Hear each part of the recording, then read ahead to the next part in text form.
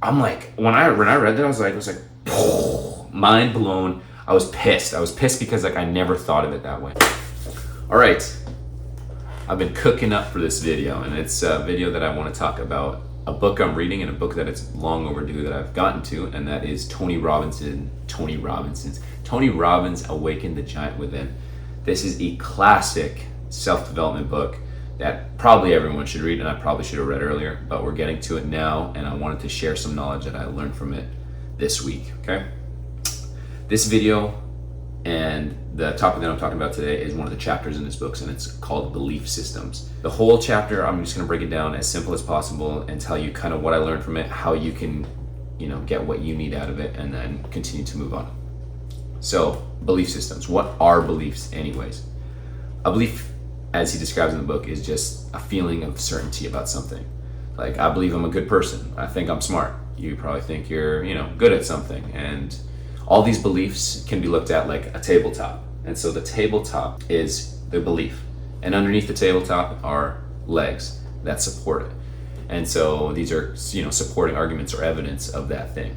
So that'll be like, okay, if I'm smart, let's see what are supporting evidence. Well, people think I read a lot. People think I talk in a very eloquent way. This is all just examples, and this is maybe not true at all. Maybe you're in school right now, maybe you get straight A's. Maybe people ask you for help on homework or tutoring or something like that.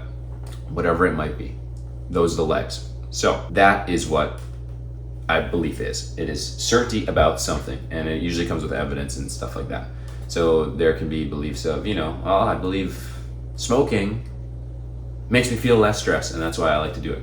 Or I believe I like to eat something really healthy because it makes me operate at a higher level. So now that you know what beliefs are, the question then becomes, which one of these beliefs is actually true?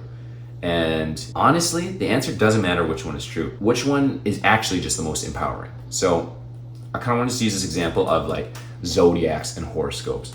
So for me, I love that horoscope shit. I love reading like my daily saying like, oh, a Cancer is gonna have a really great day or whatever, or I'm gonna come across a lot of money. But I only really like that zodiac stuff when it says something positive about my life. Like when it's like, I'll read it and it'll be like, oh, you're gonna like come across like a really good conversation or something like that with somebody that's gonna open doors for you. And I'm gonna be like, hell yeah, that's gonna happen.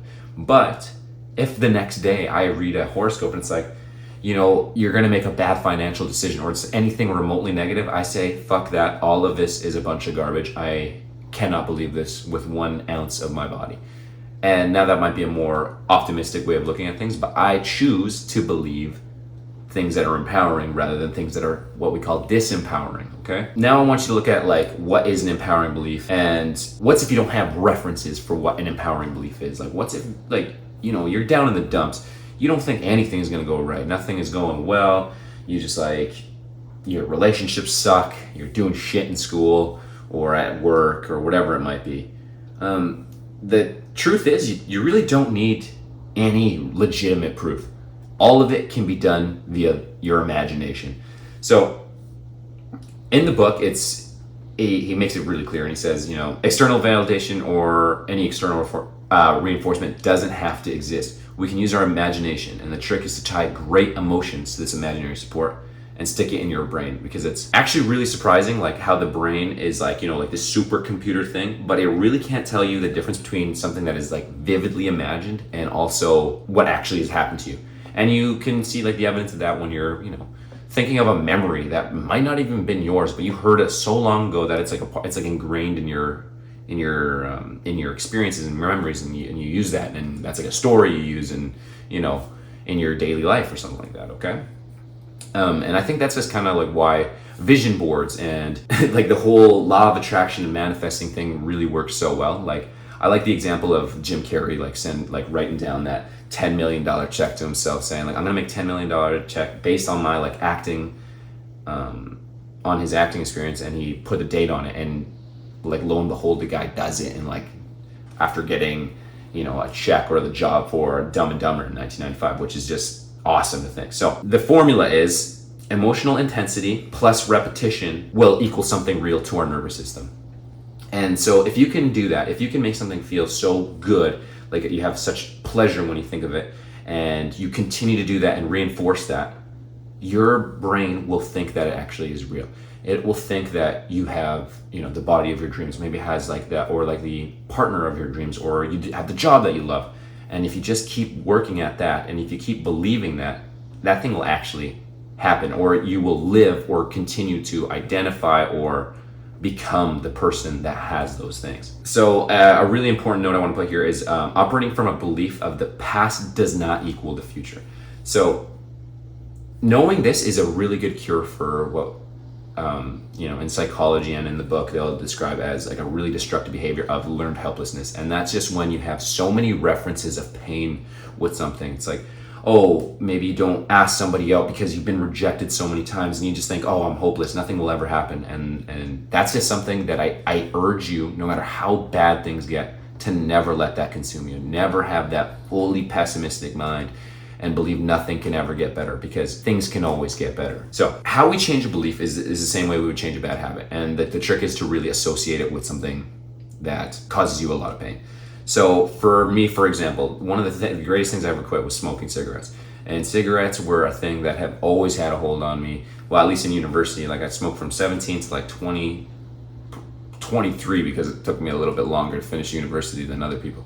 But the day I finished my last exam, I told myself I was never going to smoke again. And the reason wasn't because like, oh, I felt like shit from smoking all the time. Or like that it was really painful and my lungs hurt, or I couldn't do the activities I didn't want to do. But the pain actually came from the fear that my parents were going to find out I smoked cigarettes. I was lucky. I was lucky and I didn't go to school where my parents live. I didn't go to university, so I could just kind of be whoever I wanted to be. And yeah, I smoked a lot of cigarettes, smoked a pack a day for like 5-6 years, and that felt fine to me. But my biggest fear was that during my graduation, like ceremony, and that day where all my friends would be around me and all this stuff, is that somebody would ask me for a smoke, and I would be like, oh no, I don't touch that stuff. And was that lying or anything like that? But yes, okay, sure. But to me, the shame of my parents thinking that I smoked cigarettes was way scarier than the actual idea that like, oh, maybe I can't, perform an exercise because I get shortness of breath from it. So you got to find what your pain is. If shame isn't for you, if you don't care what your family thinks about you, don't use that as an example. But like, if you're finding that you're like severely overweight because you have an M&M addiction or something like that, then maybe, just maybe, you have to tie that with a lot more pain and say, oh, I can't do the things that I love to do because of this. All right. Anyways, so if you question anything enough, you'll begin to doubt it. So at this point in the book, this is an exercise that is like a non-negotiable. You have to do it. And if you're watching this video up to this point, you need to do it. So he splits the book up, 2 empty pages. One says empowering beliefs and one says disempowering beliefs. And he says, just take 10 minutes, write down as much as you can, whatever it is. I'm just telling you to take 5 minutes, write 5 points for each, write an empowering belief or a disempowering belief.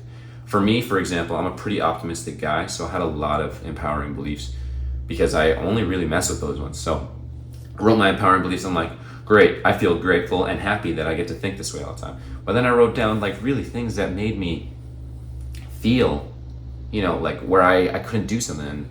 And like I felt lost before, everyone does. And I felt like I couldn't do things better because, I don't know, I just never had the experience. I never got better at it. So anyways, do that. The disempowering beliefs and the empowering beliefs. So the next thing that you want to look at is looking at your empowering beliefs and picking 2 or 3 that should be strengthened to evolve into something. So you have your beliefs, and if you believe in something a lot and continue to believe it, and then even when you question it, you have no doubt in your mind that this belief is true, this becomes what we call a conviction, or what Tony Robbins calls a conviction. So, and that's a very powerful thing. And, later on becomes principles and values in your life that you live by and, that guide you. So after looking at your empowering beliefs, we look at the hard part, and that's the disempowering beliefs. And so I want you to circle the most disempowering beliefs. For me, one of them was, I believe that like people on social media are all like scumbags for promoting themselves or showing how good their lives are or whatever, or asking for money. And that's it. Like there's some ego issue where I think I'll look like a scumbag if I make YouTube videos or if I make like Instagram videos about anything. And so once you have your disempowering beliefs list, what he tells you to do next is to answer some questions. So I'll tell you all of them just so you don't have to read the book. So How is this belief ridiculous or absurd? Well, it's pretty stupid, but me and my brain and my ego think that this is just like, oh, it's reserved for influencers, for people that like don't give a shit, people with like no brains who just like don't feel what normal people feel because they're doing well, they're rich, they're good looking, all these things. It's bullshit, stupid one. And then also, where did you learn this belief? Is it from somebody? And if this person isn't living the life that you're not like seeking to live, then don't listen to it. Consider the source here, okay? This is like kind of like where it gets really good. So it's like, what will it ultimately cost me emotionally if I don't let go of this belief? Emotional, maybe you don't really give a shit about your emotions. Okay, whatever, fair enough. What will it cost me, and what will it cost my relationships if I don't let go of this belief? What will it cost me physically? So in my smoking example, what will it cost me physically if I kept smoking a pack a day? I'd probably be a lazy piece of shit. I probably wouldn't do any of the endurance stuff that I've been doing. I wouldn't train as hard. I wouldn't like have a body that I like or love, or maybe I'd be more depressed or more anxious, which is, and if you're coping with cigarettes and stuff like that, I'm sorry to say this is exactly what is happening, is you are coping with your depression and anxiety, and your smoking is not making it feel any better, okay?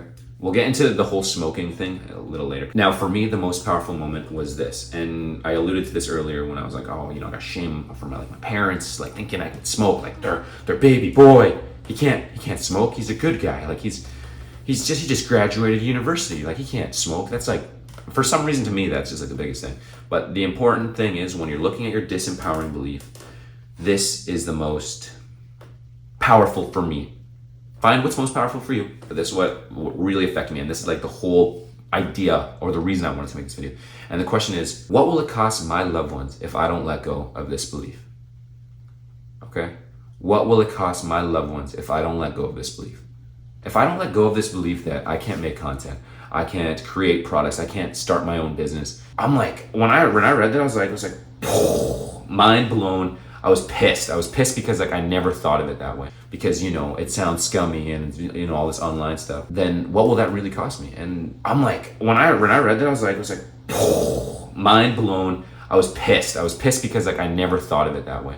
And I thought like, and then when I answered that question, I answered to myself, I said, well, it would probably prevent me from making a lot of money that would help my parents, retire, or to help, fund my nephew and niece in doing whatever stuff that they want to do, or even just like the financial aspect of like creating this online persona or online person, or just showcasing who I am to, create fans and to create a product or whatever it might be, and all the things that come with it, getting better at public speaking, helping other people who are maybe a step behind me, or getting in touch with people who are one step ahead of me, and building kind of my online resume. Not doing this will significantly cost my family and that's my fear, and that's when I felt that pain, and that's how I knew this disempowering belief cannot be something I continue to do. And that's what really flipped the switch and has allowed me to really embrace that I have to do this thing. And it doesn't matter how corny or how stupid I thought it seems. It's like, this is what's going to get me where I want to be, and that's just something I have to accept. So just on a last point, so like, beliefs have the power to create and the power to destroy. So remember, nothing in life has any meaning except for the meaning that you give it. You don't need cigarettes to stop you from doing, or like to keep you not stressed, or to de-stress you. You don't need cigarettes to de-stress you. You can just choose to never want these things. And you might say, oh, that's a bunch of bullshit. But no, at the end of the day, your mind doesn't know. It doesn't know what it needs and what it doesn't need. It'll take you in any direction, so long as it's not the direction that you want to go on. Because that's just the way the mind works. It likes to mess with you. And once you have a good relationship with it and you can control it, then you can really start cooking, okay? So that's how I want to end the video. I hope this helps you as much as it helped me. Choose to change your life today. You don't have to wait. Always remember to rep the set, and I'll see you in the next one.